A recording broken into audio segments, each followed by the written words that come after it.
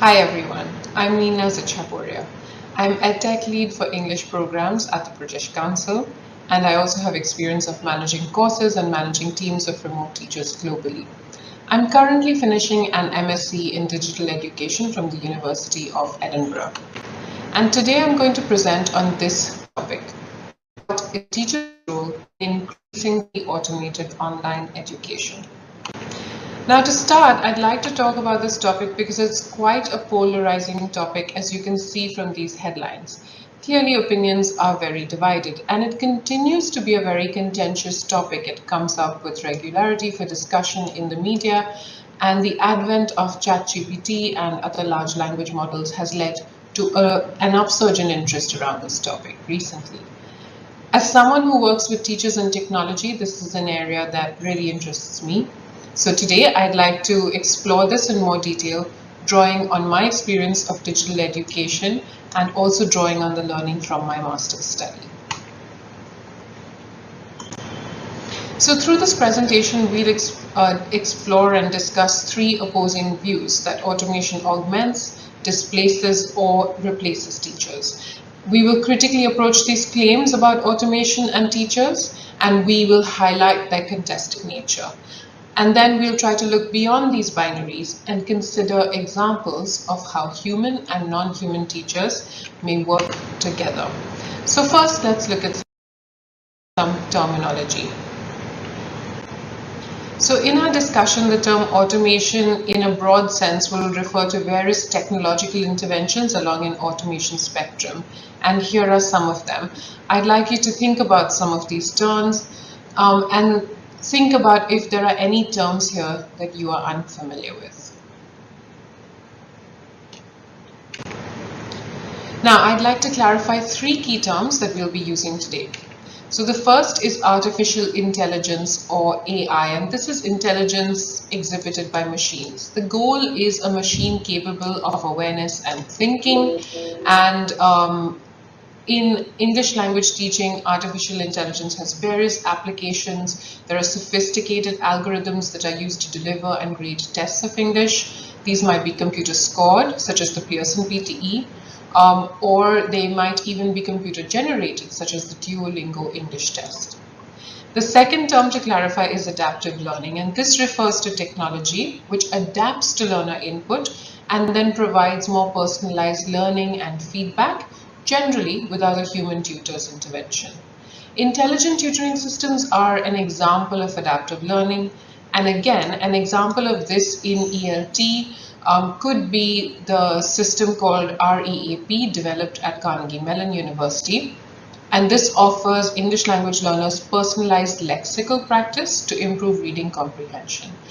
So it selects authentic reading material from the web specifically to meet an individual learner's needs, and also uses information on the individual's performance to improve future suggestions. And finally, the third term to clarify is chatbot, a software or program that simulates human conversation either through text or voice. Now, chatbots have varying levels of complexity. They can range from pre-programmed or scripted to those using AI and being capable of learning and improving their performance. An example of a chatbot in action is IBM's Watson. It's a personalized conversation system that engages in a dialogue with students. And it uses natural language processing to mimic the tone, feedback, and responses of a human tutor. And because of machine learning capabilities, the tutor continues to become even more intelligent with every input. So now let's turn to the three broad views on automation and teaching. The first is that automation augments the teacher, that it's a tool that supports the human process of teaching.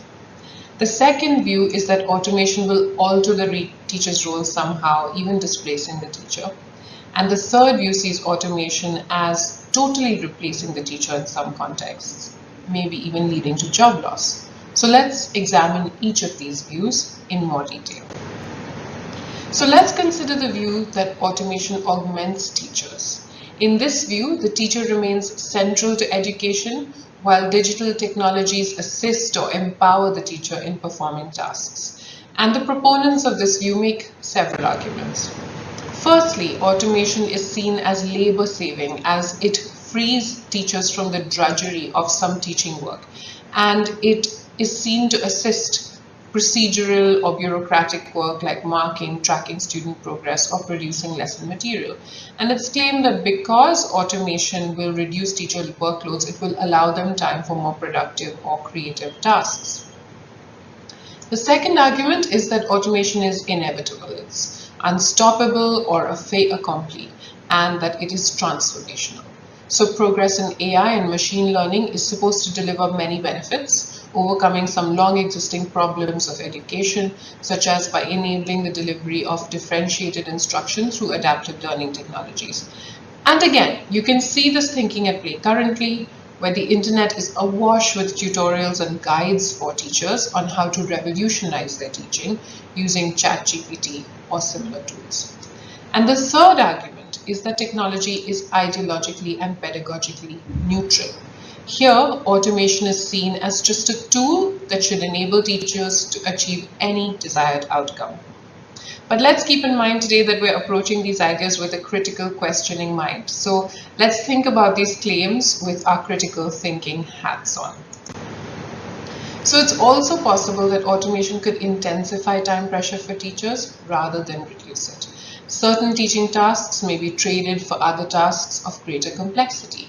And teachers also need to learn new skill sets to deal with automation. They may need to learn to evaluate new technologies, to interpret the data that they produce, and managing AI assistants.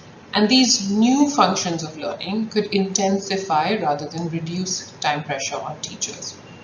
In fact, a recent global report on the status of teachers found that technological advances and policy changes are contributing to increased teacher workload and a decrease in teacher well-being. Secondly, though automation may be deployed in various educational processes, if it is applied unthinkingly, then the nature of these processes essentially might remain the same. So for example, you could deliver a class online, but it could still be a traditional one-way teacher lecture, rather than being creative or making use of the technology to facilitate interaction. So it could just be a restating of traditional teaching practices via digital means. And finally, it's important to remember that technology is not a passive tool. It's not always ideologically neutral, and in fact, it structures and affects human activity in ways that users are not entirely in control of. So for example, speech recognition has been shown to display significant race and gender biases. At times, this form of AI performs significantly worse for women and non-white people. And this technology now influences important aspects of people's lives, including immigration decisions and job hiring, amongst many other things. So this is an example of how technology is not always ideologically neutral. Now let's turn to the idea that automation displaces the teacher and fundamentally alters their role. So on the one hand, we have the humanistic argument, and in this viewpoint, teachers will continue to be relevant to education as they provide the human touch. In this view, education is a very human-centric endeavor and not a technology-centric solution. But on the other hand, we are presented with the potential for algorithms that in many respects may know the students in a different and even more accurate manner. So we can take, for example, intelligent tutoring systems or adaptive learning systems. And these algorithms are expected to increasingly study patterns of student performance and learning and use this data to make choices about which content the student should focus on next. Now let's look at the third and final view, that automation will completely replace the teacher. So the question, will automation replace teachers, has been asked over and over again in the media. And as ChatGPT and GPT-4 have taken the world by storm, this seems to be a very urgent question now. And the media is full of predictions about which jobs AI and even specifically ChatGPT will take over. However, let's contextualize the hype around current AI chatbots a bit by looking at what's happened in the past. So nearly a decade ago, in 2013, two Oxford researchers published an influential paper called The Future of Employment. and they predicted that over 47% of total US employment was at risk of automation. And this paper garnered a lot of attention and media coverage worldwide. And at the time, these researchers, Fay and Osborne, predicted that even education, one of the most labor-intensive sectors, will most likely be significantly impacted by advancements in machine learning. However, has this prediction come to pass? So, such claims seem exaggerated when we examine the available evidence today. The numbers tell us that globally, the number of teachers employed seems to be stable. It's even rising. According to the World Bank, there are currently 85 million teachers approximately in the world today, and an additional almost 69 million are needed by 2030 according to UNESCO. So teaching appears to be thriving rather than disappearing.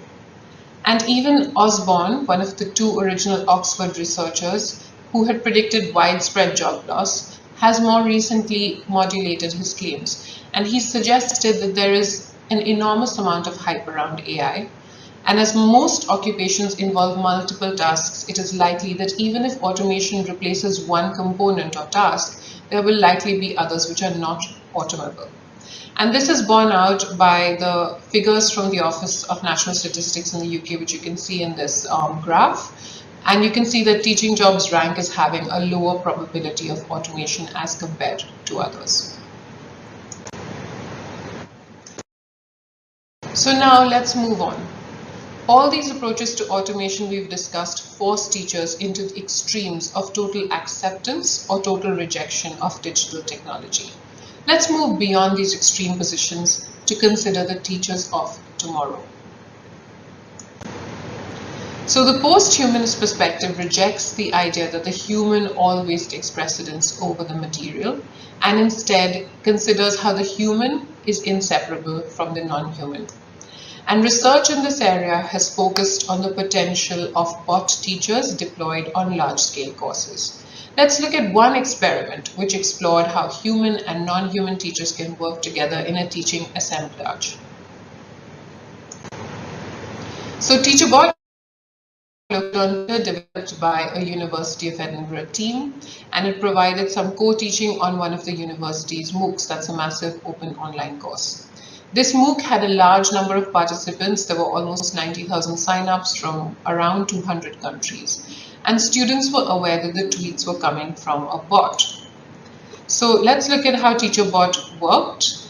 It was not a generative AI chatbot like ChatGPT. This bot was programmed with a simple logic. The bot would store tweets with the course hashtag.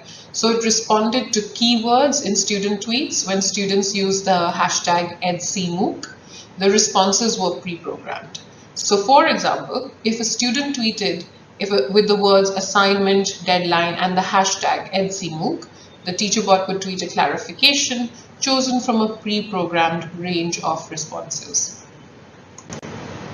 So the research found that, interestingly, many learners displayed positive attitudes to the bot teacher, and it did produce some interesting discussion of the course concepts. Analysis showed that the bot teacher provided support, it increased interactivity, and it prompted reflection on course concepts.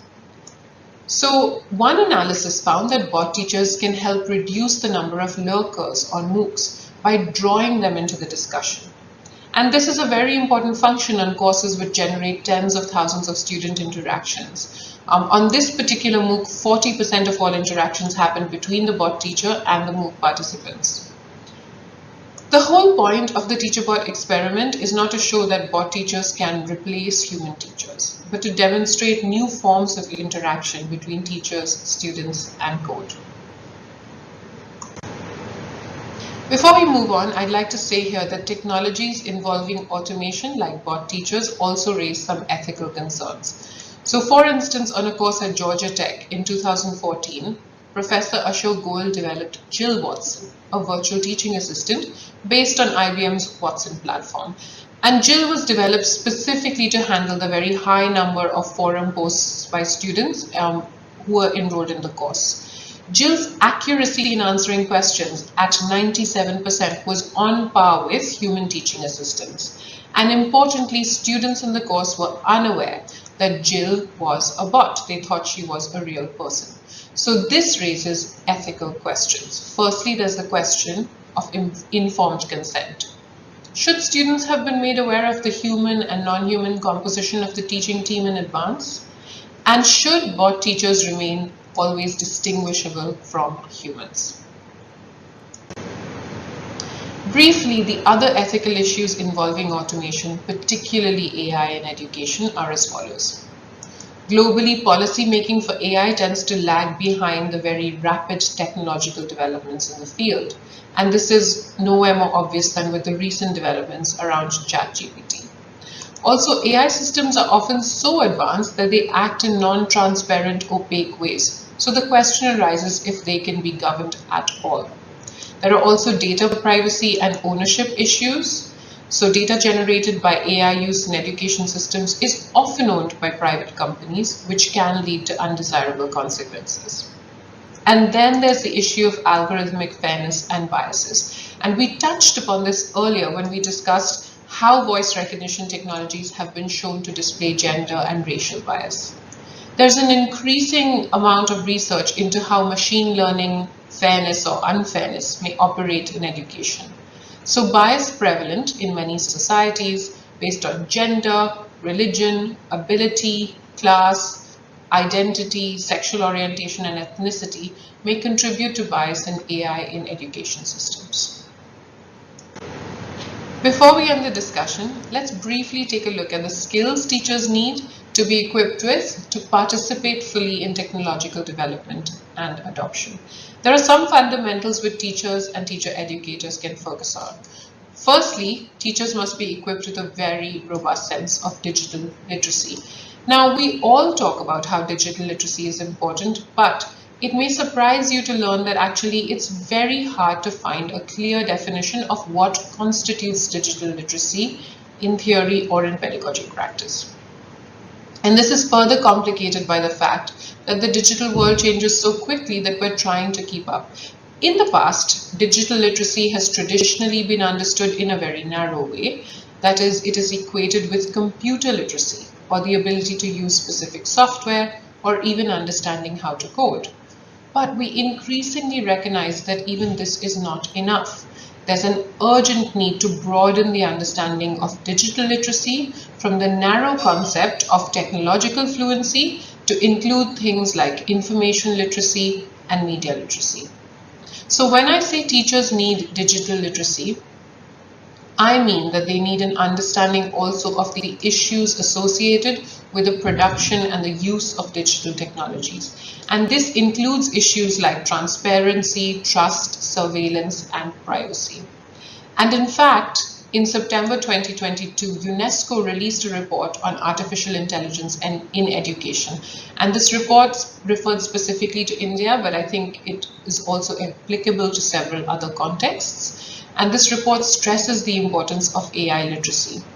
It goes on to acknowledge that AI literacy consists of a technological dimension and a human dimension. And the technological dimension is concerned with data and algorithm literacy, while the human dimension comprises of building awareness about the limitations and risks of AI and debating various aspects of AI ethics. And the report also states that the human dimension is often neglected, although it is very relevant to individuals who manage or work with AI, which is likely to be everyone in the future. In addition to digital literacy, teachers need a solid understanding of how to use technology to support learning, and this needs to happen from the teacher preparation stage onwards. Also, when teacher educators and school directors consider any pre-service or in-service training or professional development opportunities, these must be aligned specifically with whatever the technology expectations are within the school or within either the local or national standards. And finally, educators need the skills to pilot new technologies and approaches themselves before these are more widely adopted.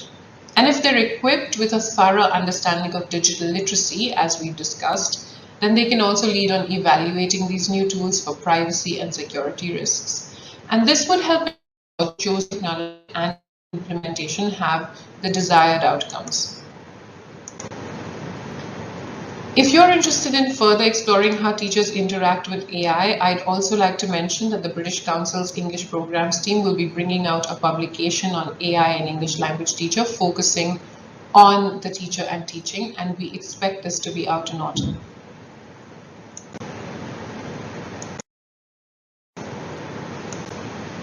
Now, in conclusion, I'd like to say that this is a vast topic, and in the given time, we can only touch upon certain aspects of it.